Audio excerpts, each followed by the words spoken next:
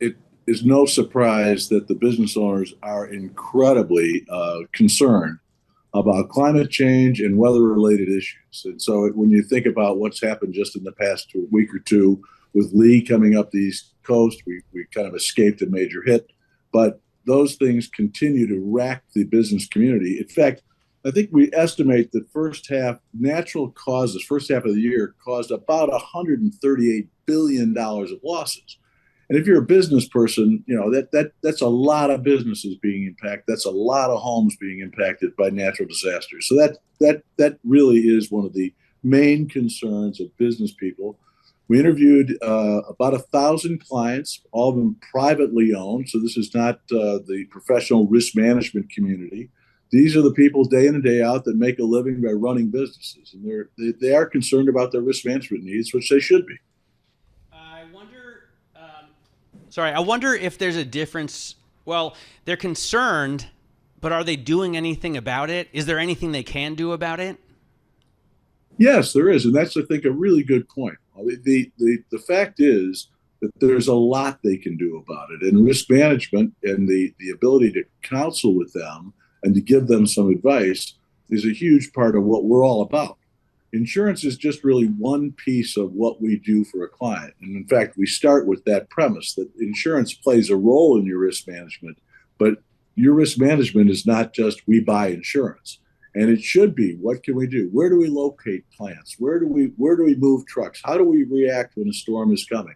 What is our disaster recovery planning? We help on all of that. So when something happens that's really a major disaster, how do we get you back up in business as quickly as possible?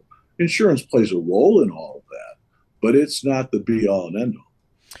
All right. So from the insurance perspective, I mean, it's interesting, Pat. I see a lot of companies relocating to, it seems like everybody's and their brothers going down to Florida, but boy, it'd be a tough place to base a business given all the challenges they're facing from, all the weather issues down there. What are you seeing when you talk to some of these smaller, mid-sized businesses about kind of how they really try to incorporate that into kind of their future? Well, first of all, I think it's really important to note that not all the mid-sized businesses across America are moving to Florida, and they're not moving to Texas. They're in business because the communities they're in need them, whether they're construction companies or real estate owners, or whether they're food companies, whatever it is, they're in locations because there's business opportunities there. So first of all, you've got to start with the premise that not all companies either have the same exposures or the same way to mitigate those exposures. You have to really personalize this. And you have to sit down with a client and understand, where are they operating? What business is it in? We happen to be privileged to be very, very expert at about 30 to 50 areas of business. So take hotels or take real estate or religious and not-for-profit or construction.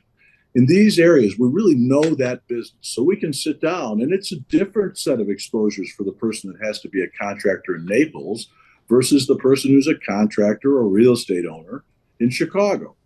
And these businesses are literally global, but they're across, the interviewed businesses were across the United States. And you start with saying, okay, what are your exposures? No two businesses are exactly the same, and no two business owners have the exact same appetite for risk. I'll give you an example. I can take a large auto dealer in the town that I live in, Glenview, Illinois, on one side of town, and have a large auto dealer on the other side of town owned by different families. Those families will have a different appetite for risk. How much of the lot exposure for hail does one want to take versus the other? And you have to sit down with the owner and say, all right, what is your personal balance sheet? What is your appetite? How do we mitigate that? What do you do when you see a storm coming? What is the coverage that you need to take care of that open lot? How much are you going to have out there? How much are you going to be able to move indoors, et cetera, et cetera? And that varies across industries and it varies across geographies. And that's the starting point for someone like Gallagher, who then says at the end point, now let's buy this insurance to cover the things that you can't mitigate.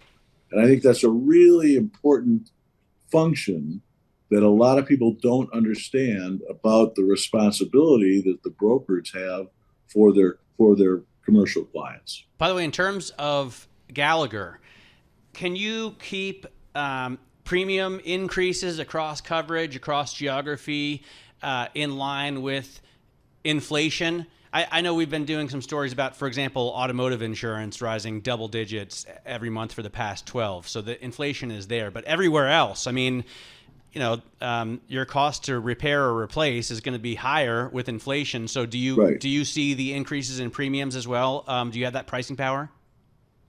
Well, no, we don't have pricing power because recall, we are brokers. We take no risk. So our job is to help that insured figure out, number one, how to mitigate their own risk, and then number two, how to properly buy insurance.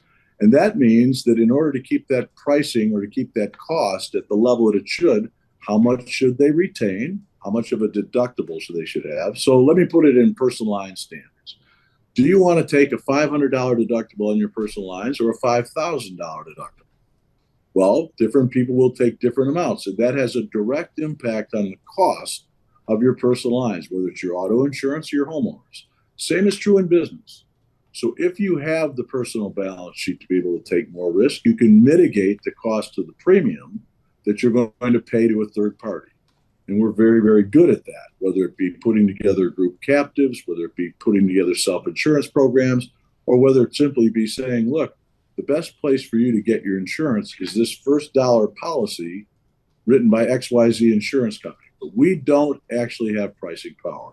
Our job is to help that person who doesn't live day in and day out in the market get the best deal. And right now, you're absolutely right. The cost of insuring people is terrifically impacted by inflation. And so is inflation, is the rates insurance companies can charge, is that relegated by the state? Is that regulated by the state? And so therefore you have to work with the state? So it depends on the line of coverage and it depends on the state. So in most states, personal lines, in particular automobile rates, are regulated. Okay. And you see a conflict going on right now that I think most of your listeners will be aware of in the state of California. A lot of companies have said, look, enough, we're not going to write here. And part of that is the loss picture, the wildfires and the threats that they have just in terms of those. But a lot of it also is simply saying, look, we have inflation. The cost to repair is significant. We need to file for rate increases. We need to base rate change in order to cover these costs. Where you have a political system that makes that difficult to do, you finally have a break point in California where some carriers have said, I just can't write anymore here.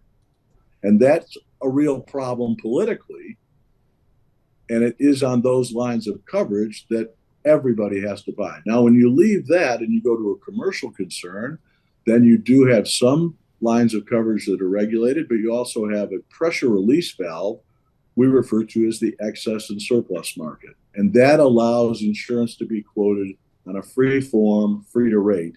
So that allows me to sit with a commercial client and say, don't buy that from the regulated entity. Let me structure this for you differently. Got it. But so it's the answer to your question is yes, there's a heavy dose of regulation. It varies by geography. It varies by line of coverage.